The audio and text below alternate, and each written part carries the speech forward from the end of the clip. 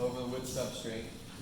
Detra, as you know, Andy was just touching on it. There are many different benefits to Detra. It's lightweight, dust-free, load-bearing. You can get this stuff in a roll, covers 323 square feet, weighs about 45 pounds.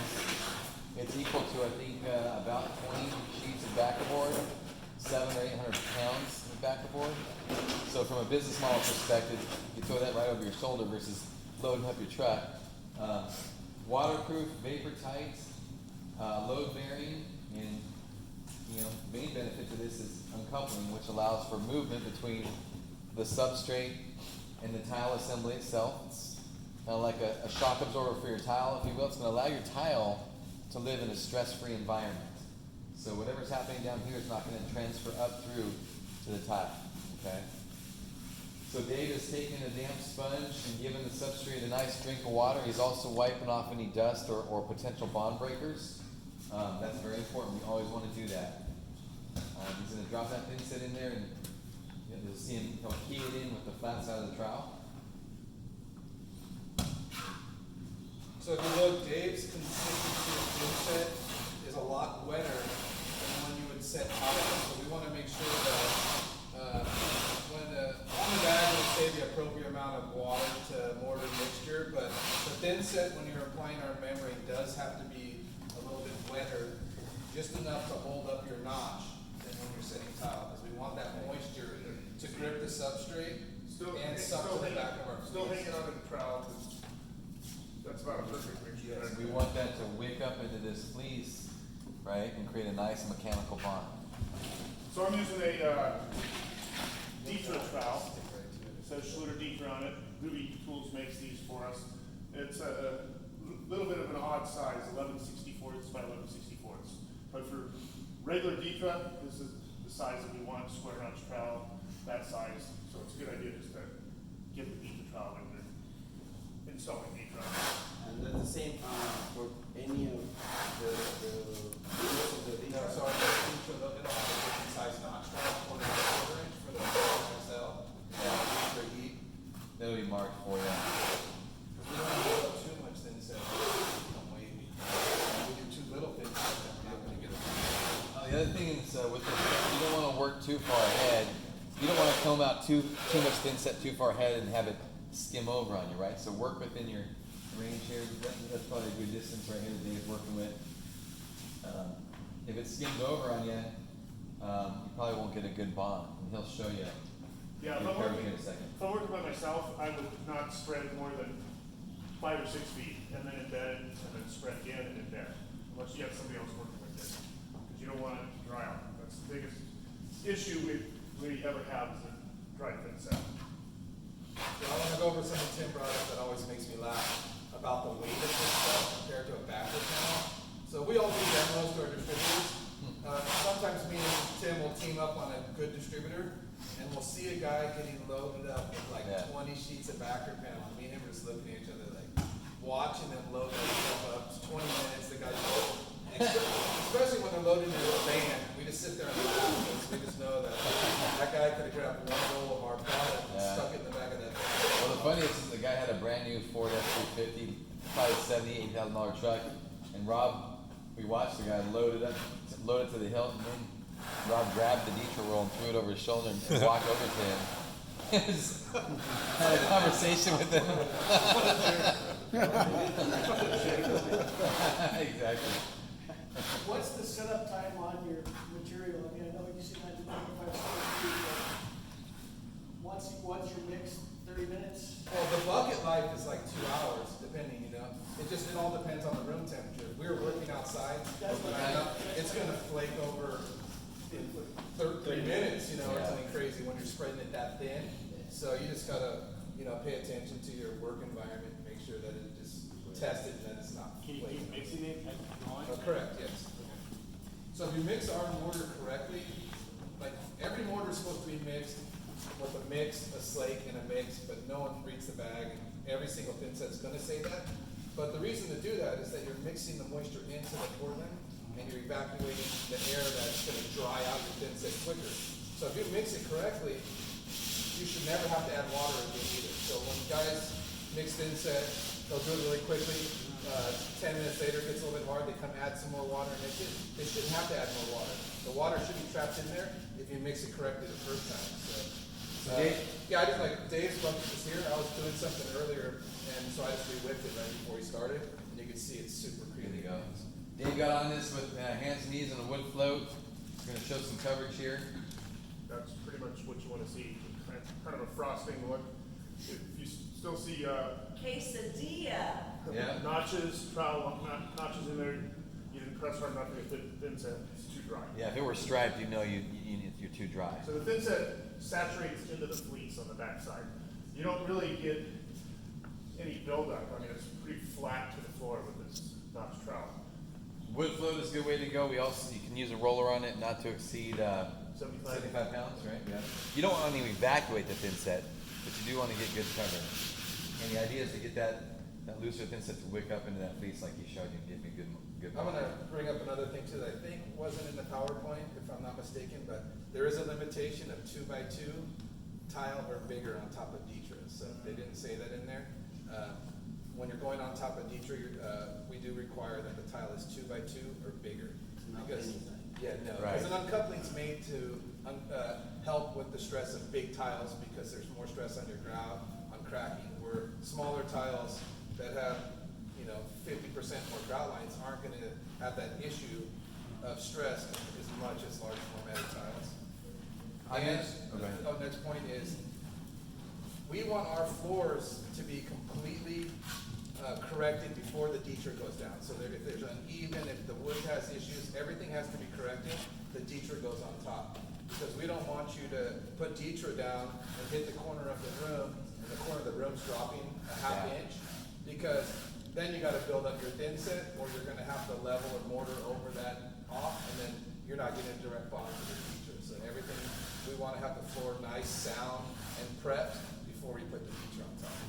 I mentioned that we're just gonna touch on what he's covering now. We mentioned that the Detra is waterproof, but to fully waterproof a restroom, you need to run banding on your seams, right?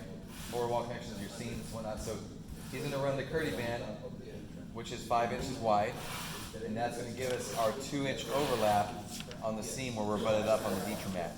Okay? So for that, he used what's called the Curdy trowel. The Curdy trowel is what we use for our waterproofing. It's an 8x8 square notch trowel. And drop the seam right in place. Now he'll knock this down with some taping knives, 6 or 8 inch, taping knives, or the flat side of the trowel. Fine. Yeah, so you can see this one says Curdy on it. You have to pay attention to this because when you're doing your demos, you're doing switching trowels several times, including a 1/4x3/8 notch when you set this tile. And you can use whatever you want to smooth it in. I like using these drywall tools. So Dave's just gonna use a liberal amount of pressure, not too much. He doesn't want to evacuate all the thin set. All he's doing is making sure that he has a connection.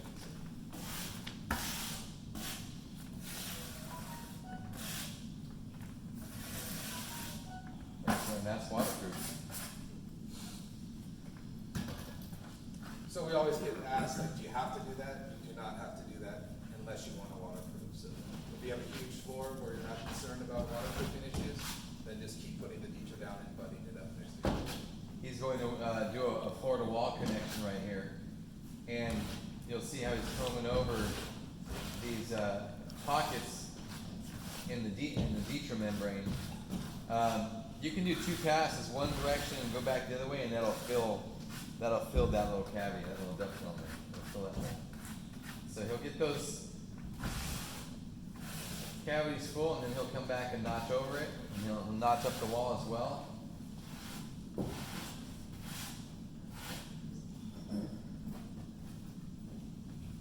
So this is a great step if you're, especially in bathrooms, if you know that you're gonna use a tile baseboard, just in case there's any leakage in that bathroom, maybe the shower just overflows one day or the tub.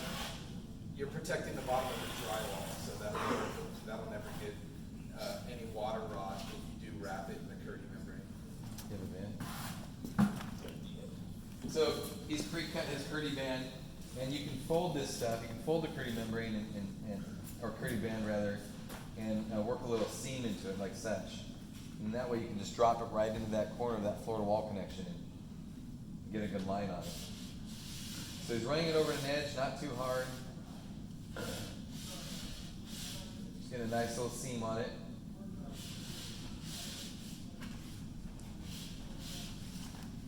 And then he'll drop that floor to wall connection right into place by hand. And then we usually use 2 taping knives, one to hold it in place and the other one to kind of knock it down. And you can walk on this right away, once you set it. Yeah. Don't, So you might be asking yourself right now, why did Dave leave that piece short, but run that piece all the way to the end of the Detra? Which we'll show you later, is because we're gonna put an inside corner there to waterproof, and we don't wanna run our banding all the way into the inside corner, we wanna hold it 2 inches out. so again, like Rob said earlier, he's not pressing so hard that he's evacuating all the thin set. It's just a nice little touch to it.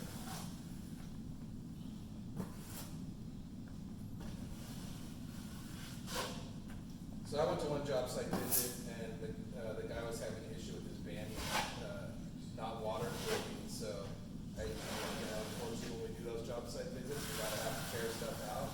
And there was literally no inset left behind his banding whatsoever. He must have, first he showed me the trowel he was using, and he was using actually a wood glue trowel, so it was too small. And then there was just no inset behind it, so so I'd asked the installer to show me how he was doing it, and when his hand's going like this, using that, it's too hard. It should be nice and easy to use, so. So a damp sponge is always our best friend when working with our waterproofing material, Curdy. He'll go over that with a damp sponge and knock down any ridges and knock down any excess thin set. You don't want to have to come back the next day and have any buildup, and you don't want your guys scraping that off and maybe compromising the waterproofing. So, yeah. Yeah, when you're doing that and you're against a wall, that drywall has to be bare wall, or what about the wall has a texture finish with paint? You have to knock that down? Yeah, you would have to have like maybe a cementitious primer to it, right? But you go over green board, drywall, other backer units, certainly. Yeah. So most thin set will stick to paint, Right. but every thin set's gonna ask you to remove the paint before you Yeah. apply anything tile to it or any kind of membrane, so. Yeah, but if it's drywall and they used drywall mud in the corner, which you Yeah. don't need, but if it's been done already, you need to put a primer over there. Yeah, Because so it just tape it. sucks the moisture out of the thin set. It doesn't stick to it very well. We'll get in that more like when we're gonna show Curdy membrane over drywall, and we'll tell you like if you're gonna use that detail, don't tape and mud up your drywall, right? So actually, over the track, you cannot put penny tiles on it. No, 2x2s would be the. We have people do it all the time, but we can't back it up with a warranty.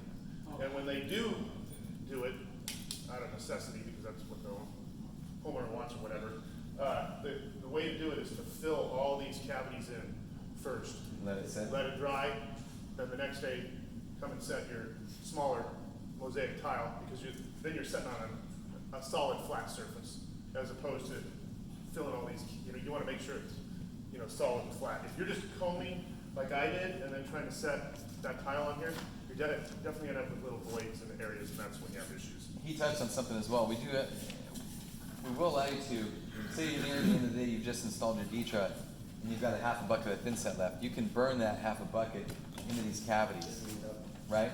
Burn it out, burn it in there, flatten it out, and then come back the next day, wipe it off with a damp sponge, and then notch right over it and set your tile. That's okay as well. So here goes the 2 reasons we don't wanna go smaller, is because if you just go ahead and put your finger on this, it's gonna move, because it's load bearing, right? So if you have a bunch of little things like that, moving every inch, then you're gonna have issues with your grout. And also, say I have a 1x1 right here, I got a corner ending here, a corner in there, a corner in that pocket, so if a woman walks in with like high heels, there's no load Or man. distribution. Man, Or man, you're yeah.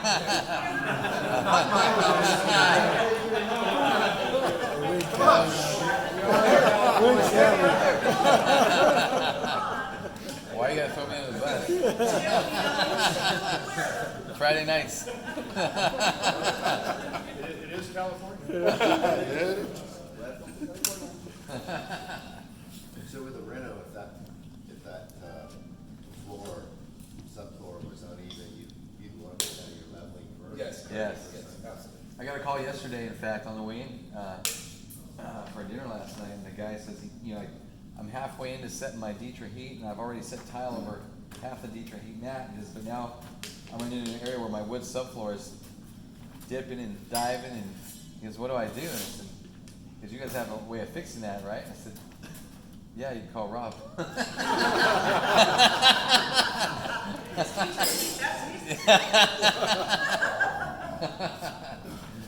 So yeah, you gotta make sure it's